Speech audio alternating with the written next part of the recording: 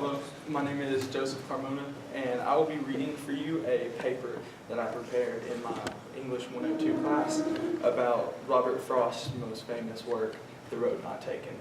I've done many projects on this, and it wasn't until college that I come to realize that what I have thought about this poem my entire life was, in fact, incorrect. And so, just in case anybody else believes the way that I used to, we'll read this paper for you. Two roads diverged at a yellow wood, and sorry I could not travel both. And be one traveler, long I stood, and looked down one, as far as I could, to where it bent in the undergrowth. Then took the other, as just as fair, and having perhaps the better claim, because it was grassy and wanted wear. Though as for that, the passing there had worn them really about the same. And both that morning equally lay, in leaves no step had trodden black. Oh, I kept the first for another day, yet knowing how way leads on to way, I doubted if I should ever come back. I shall be telling this with a sigh, somewhere ages and ages hence. Two roads diverged at a wood, and I took the one less traveled by, and that has made all the difference. Do you have a favorite poem? I do. America does. America's favorite poem, America's most Googled poem, is The Road Not Taken by Robert Frost. I'm sure you've heard of this poem. I first heard of this poem in the 6th grade when my English teacher read it aloud to the class and then proceeded to explain to us how if we were capable of taking the road less traveled, it would lead us to a life of fulfillment. Have you ever found a poem difficult to understand? That is okay. Many poems have an elusive underlying theme. What if I told you America's favorite poem is also America's most misunderstood and misinterpreted poem? That's right. Everybody has heard of The Road Not Taken in one form or another, whether it is through interaction with the poem directly or a loose acquaintance with what has become the common story of the road less traveled. Frost's poem has become a staple in the lives of many Americans. The problem is that the increasingly popular poem is widely misinterpreted. This presentation outlines how Frost came to write The Road Not Taken, what America thinks it means, and what Frost intended for it to mean. Frost was born on March 26, 1874 in San Francisco.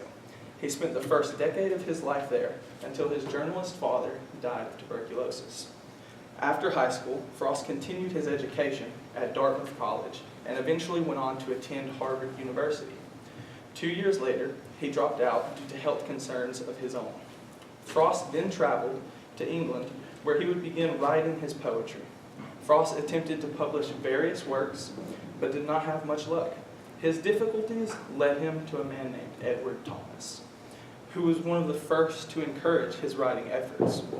Frost even credits his inspiration for The Road Not Taken to Thomas's long walks across the English landscape. Apparently, Thomas's indecision regarding which path to take and the regret of his decisions, regardless of their outcome, inspired and amused Frost. This is strange, considering indecision and regret is not what The Road Not Taken is about, is it? At first glance, The Road Not Taken does not seem too complex. Give it a quick scan, and you come away with the idea that someone has taken the difficult route, and it has somehow led them to a life of self-satisfaction. Frost supports this idea in the last stanza. I shall be telling this with a sigh, somewhere ages and ages hence.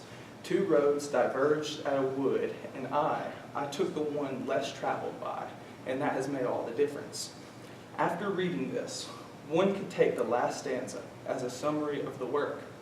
Poets.org says these are not only the poem's best known lines, but the ones that capture what most readers take to be the poem's central image. With such a strong theme radiating from the last stanza, it is easy to see how an entire nation could be fooled. PopMatters.com says, after reading the last stanza in isolation, it is easy to feel like the only possible meaning is the one thrust upon it by generations of casual readers. That's just it. Casual readers are the source of all the confusion. Generation after generation, myself included, casual readers have read the poem and taken the easy interpretation. The irony in this situation is truly comical.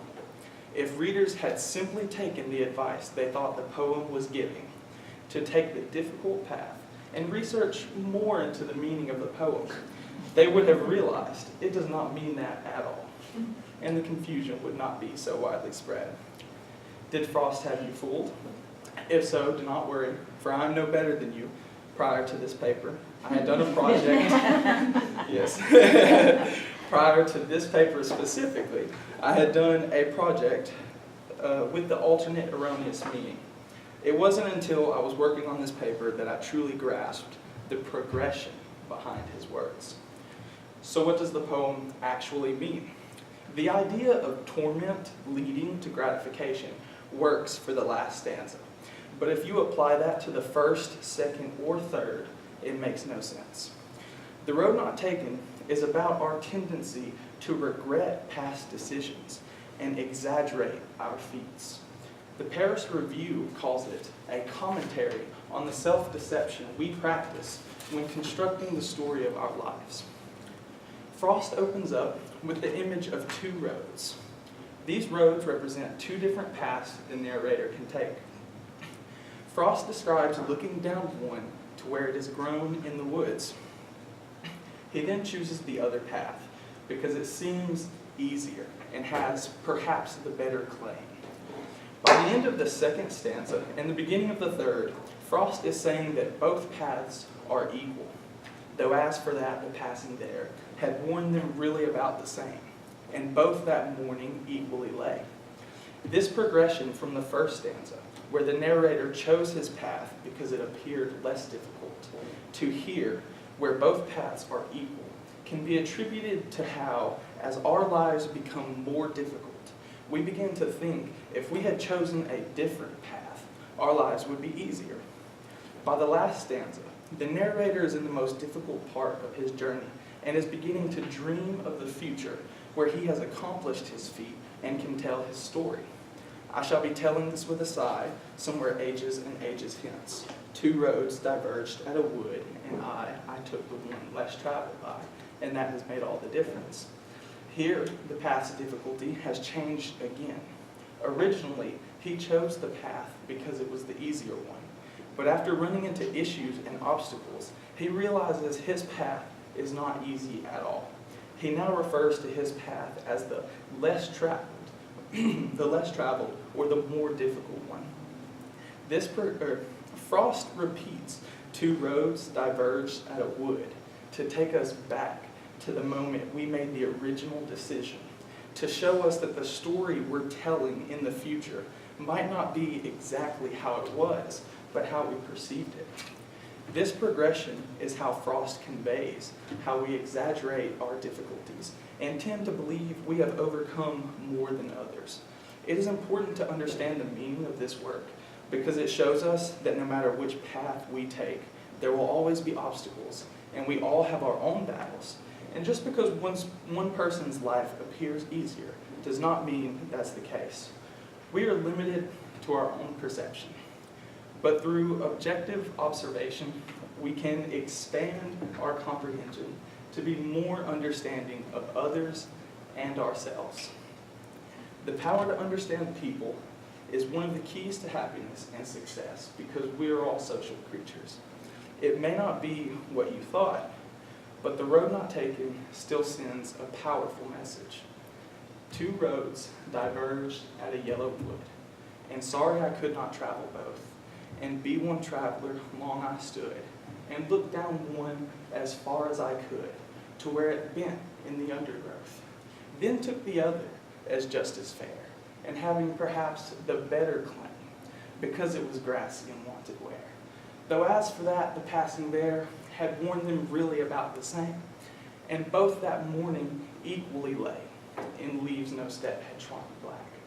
Oh, I kept the first for another day, yet knowing how way leads on to way, I doubted if I should ever come back. I shall be telling this with a sigh, somewhere ages and ages hence. Two roads diverged at a wood, and I took the one less traveled by, and that has made all the difference.